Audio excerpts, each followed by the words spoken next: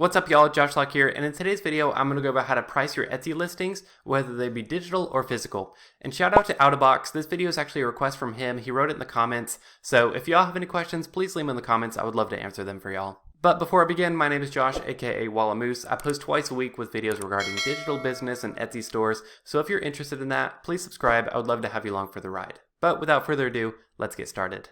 So, before we even look at the competition and what their prices are, we want to break down some calculations on what our prices should be so we're paid fairly and we're not wasting our time or losing money.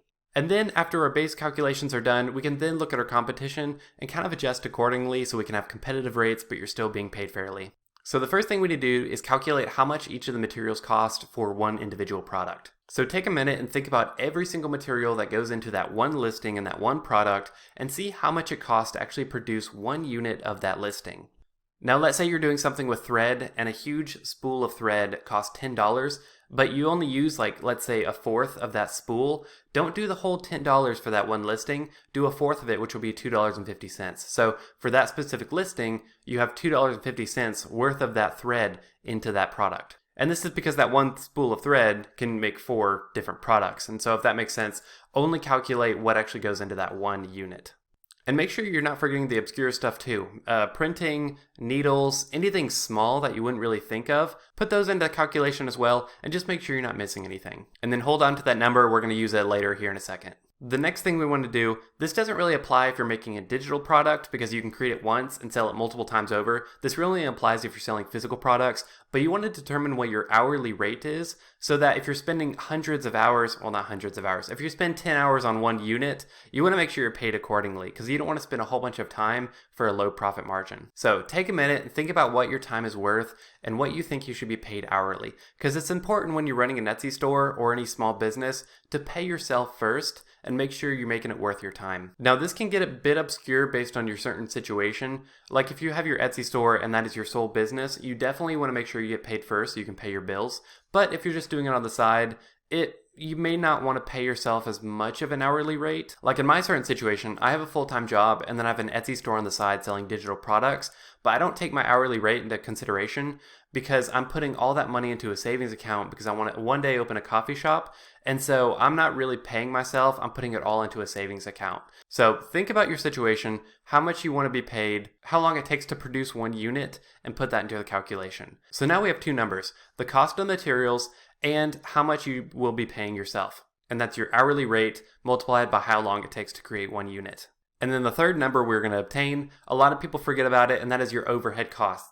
And some of these are your Etsy fees, which is like 20 cents per listings plus like 3% I think. Any PayPal fees if you use PayPal, shipping fees. If you want to offer free shipping, you're going to have to eat those shipping costs or put them into your products. So consider that. And so after you've done all that, you should have 3 things. The cost of materials, how much you're paying yourself, and then the overhead cost. So then we're going to add those 3 numbers together, and that's how much your product costs to produce. And then we're going to take that number and multiply it by 2.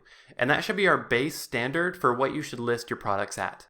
So after you have that number multiplied by 2, and you have your base price of what you should list your products at, we're then going to look at our competition and see what the competitive market rates are. So what you want to do is go to Etsy and search something related to your product. So let's say you're selling, necklaces. Go to Etsy and search necklaces and see what other people are listing their products for. If you notice that all of them are right around the same price of the number you landed on, it's okay to list it at that. But if you're realizing that, oh man, my number is way higher than what people are listing their products at, here's where you want to think. Do I want to pull back on my profits a little so I can stay competitive?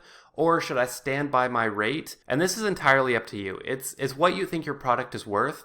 And if that number you landed on, if you think with all your heart your product is worth that, and you can make money and sales with that price, go for it. But it's all personal preference. And you can kind of see, you can list it off really high first of all. See how it does. If you're not getting any sales, push back on the profit a little bit. But make sure you're not pushing back too far where you're not profiting enough to make it worth it for you. And it's okay to do a little A/B testing to see which one lands with your audience the best. So I hope this video helped. If you have any questions, please leave them in the comments below. I'd love to answer them. And if you like this video, leave a thumbs up. Think about subscribing. I post twice a week, and I would love to have you along for the ride. So thanks for watching this video. I hope you enjoyed it, and I'll see you in the next one.